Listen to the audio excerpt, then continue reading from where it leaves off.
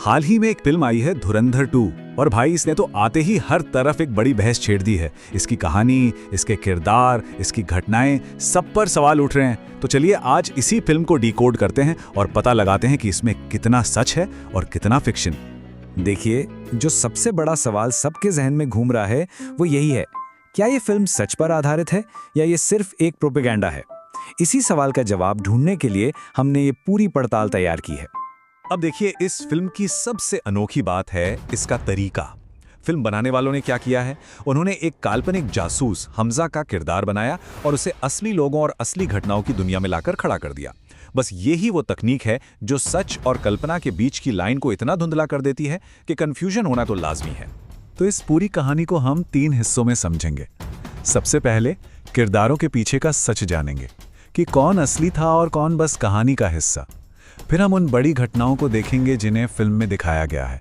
और आखिर में हम फिल्म की पीक डिटेलिंग पर नजर डालेंगे, मतलब वो छोटी छोटी बातें जिन पर शायद किसी ने ध्यान भी नहीं दिया होगा। तो चलिए शुरू करते हैं किरदारों से। आखिर फिल्म के कौन से किरदार असल जिंदगी से उठाए गए हैं? तो सबसे पहले है मेजर इकबाल। ये किरदार असल में एक आतंकवादी इलियास कश्मीरी से लिया गया है और लुक तो देखिए हूबहू एक जैसा है। ये बात भी सच है कि उसने एक भारतीय जवान का सिर कलम किया था, लेकिन फिल्म में उसे आईएसआई ऑफिसर दिखाना और जासूस हमजा के हाथों मरवाना ये पूरी तरह से कहानी का हिस्सा है। असलियत में तो कश्मीरी 2011 में ही एक ड्रोन हमले में मारा गया था। अगला किरदार है गैंगस्टर उज़ैर बलोच। अब ये बात बिल्कुल सच है कि उसने अपने दुश्मन के सिर से फुटबॉल खेला था और वो आज भी जेल में है, लेकिन फिल्म ने यहाँ कहानी में एक ट्विस्ट डाल दिया। ये दिखाना कि वो हमजा की वजह से जेल गया और रहमान डकैत का बदला ले रहा था, ये कल्पना है। असल में उज़ैर बलोच रहमान का नहीं बल्कि अपने अब्बा की मौत का बदला ले रहा था। अब बात करते हैं सुपर कॉप चौधरी असलम की। वो वाकई एक असली एनकाउंटर स्पेशलिस्ट थे। उन्होंने ही रहमान डकैत को मारा था और उनकी मौत भी बलोचों के किए एक कार ब्लास्ट में हुई थी। लेकिन फिल्म ने क्या किया, हर जगह हर सीन में अपने फिक्शनल जासूस हमजा को डाल दिया। चाहे वो रहमान को मारने में मदद करना हो या बलोचों को असलम के खिलाफ भड़काना, ये सब कहानी को जोड़ने के लिए किया गया फिक्शन है। फिल्म का सबसे हैरान करने वाला किरदार है जमील जमाली। ये असल में एक पॉलिटिशियन नबील गबोल से प्रेरित हैं। ये सच है कि वो लियारी के अंडरवर्ल्ड की नस नस से वाकिफ थे, लेकिन फिल्म का सबसे बड़ा फिक्शन या कह लीजिए सबसे बड़ा झूठ यही है। उसे एक भारतीय एजेंट दिखा दिया गया है, जबकि असल में वो एक पाकिस्तानी राजनेता थे। और हाँ, दाऊद इब्राहिम, ज्यादातर फिल्मों में उसे कितना स्टाइलिश और फिट दिखाया जाता है, लेकिन इस फिल्म ने तो उसे बिल्कुल उलट दिखाया है। एक ऐसा आदमी जो खांसे बिना 2 लाइन भी ठीक से बोल नहीं सकता। और कई रिपोर्ट्स की माने तो ये चित्रण असलियत के ज्यादा करीब है। कहते हैं कि उसे पाकिस्तान में जहर दिया गया था, जिसके बाद उसकी हालत ऐसी हो गई। चलिए, तो ये तो हुई किरदारों की बात। अब जरा उन बड़ी बड़ी घटनाओं पे नजर डालते हैं जो फिल्म की कहानी का बेस हैं। Lyari gang war. हाँ, ये गैंग वॉर रहमान डकैत की मौत के बाद सच में हुआ था। इसमें बलोच, पठान गैंग और पुलिस सब शामिल थे। पर सबसे दिलचस्प बात पता है क्या है? फिल्म में वो जो रिपोर्टर वाला कॉमेडी सीन है ना, वो असल में हुआ था। उसका असली वीडियो फुटेज भी मौजूद है। लेकिन इस पूरे गैंग वॉर के सेंटर में हमजा का होना और उसका नया किंग बन जाना, ये सब कहानी का फिक्शनल हिस्सा है। अब बात करते हैं नोटबंदी की। हाँ, ये पॉलिसी बिल्कुल असली थी और इसका असर खनानी ब्रदर्स पर भी पड़ा था। उनकी गिरफ्तारी और फिर जावेद खनानी की एक बिल्डिंग से गिरकर मौत, ये सब सच है। फिल्म में बस एक काल्पनिक हिस्सा ये जोड़ा गया कि उसे हमजा ने मारा था। फिल्म के बैकग्राउंड में बलूचिस्तान का संघर्ष भी दिखाया गया है और ये एक बेहद गंभीर और असली मुद्दा है।